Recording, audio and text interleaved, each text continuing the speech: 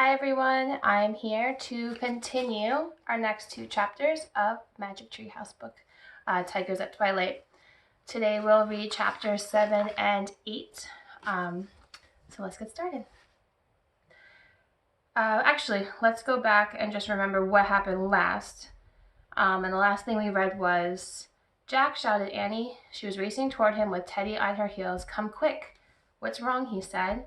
"We found something terrible." Annie was close to tears. Really terrible. So the next chapter, chapter 7, Trapped, I guess we'll find out what it is that Annie found. Jack threw his things into his pack and followed Annie to the forest edge. Teddy stayed close to them, whining. Ka and Co bounced around, chattering nervously. As Jack got closer, he saw a tiger. The tiger was lying on his side, completely still. His eyes were closed. His front paw was caught in a trap. "Is he dead?" said Jack. "No, he's still breathing," Annie said. A tear ran down her cheek. "He's worn out from struggling. He must have gotten caught last night. That's the sad sound we heard." "What can we do?" said Jack. "We have to free him," said Annie. She started toward the tiger. Wait, Jack grabbed her. "Tigers eat people, you know." He took a deep breath. "Let's see what the book says first." "Hurry," said Annie. Jack opened their India book. He found a chapter called Tiger Traps. He read, "Poachers catch Indian tigers with steel traps. This is against the law. After trapping a tiger, they kill it and sell the body parts for money. Like the rhino, the tiger is a very endangered species. If the killing does not end, they both face extinction. Extinction means that someday there may be no Indian tigers or rhinos left on Earth." "Oh man, we do have to save him," said Jack. Under the writing was a picture of a steel trap used to catch tigers. Jack studied it. It looked horrible and deadly. "Okay," he said. He showed the picture to Annie. "Here's the plan. I'll push down on this part. The trap will spring open. Then you pull his leg out. Got it?" "Got it," said Annie. "Sit, Teddy." The little dog sat. The Langers watched silently as Jack and Annie moved closer to the tiger. He was the most majestic creature Jack had ever seen. His huge head was a dark orange color. He had perfect black and white stripes around his wide face. The leg in the ugly steel trap was bleeding. Slowly, silently, Jack pushed down on the lever. He raised the bar off the tiger's leg. The tiger kept sleeping. Slowly, silently, Annie freed the tiger's leg. She stroked his fur gently. "Get well," she whispered. The tiger didn't move. Slowly, silently, Jack and Annie stood up. They turned around. They started tiptoeing back toward the Langers. "Coo, coo, coo," warned Ka and Co. How brave are Jack and Annie for helping to save this tiger. The tiger could easily have hurt them, but they still chose to do the right thing and help.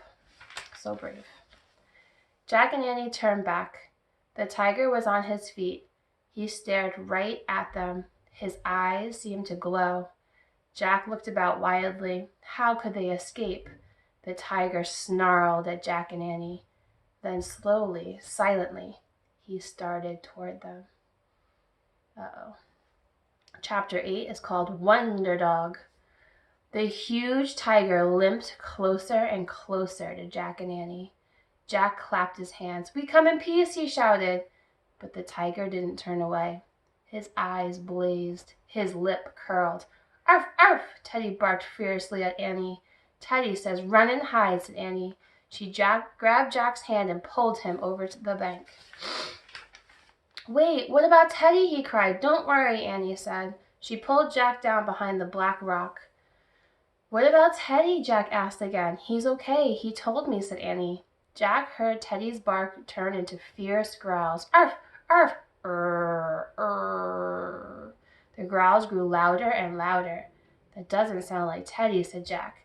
Then suddenly there was silence. A strange silence. "Teddy?" Annie asked. Now she sounded worried. Annie raised her head. She and Jack both peered over the rock. Teddy stood Teddy stood tall and brave in the grass. The tiger was limping away. He disappeared between the trees. So Jack and Annie are brave, but so is little Teddy. What a brave little dog. All the forest seemed to hold its breath until Annie broke the silence. Teddy, you're a wonder dog, she said. The langurs clapped and jumped up and down. Arf, arf! Teddy was just like a small, scruffy dog again. He wagged his tail and ran to Jack and Annie. Annie scooped him into her arms. You saved us, she said. How did you drive away that tiger? Asked Jack, rubbing Teddy's head. Did you turn into a wild dog? Teddy just panted and licked them both. Jack pushed his glasses into place and looked back at the forest. Well, I guess we won't be getting a thank you gift from that tiger, he said, and he laughed. I guess not, she said. I wonder where our gift is. I wonder where the tree house is, said Jack. Caw and Co chattered at Jack. Then they bounded down the bank, waving their arms. They want us to follow them again, said Annie. Come on. She and Jack grabbed their things off the rock. They hurried down the stream after the langurs. The water shimmered in the early light. Silver fish leapt into the air. Teddy bounded ahead with Caw and Co. Soon they disappeared around a bend.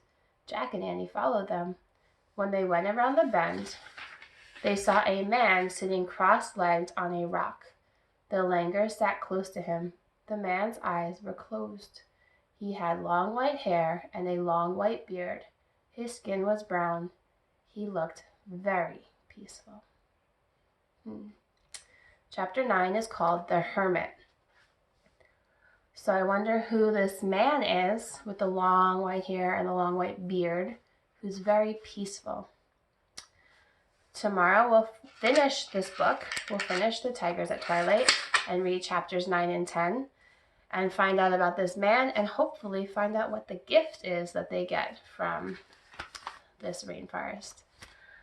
Well, I hope you guys have a fantastic Thursday. Get outside. It's beautiful. The sun's shining. It's a really nice day.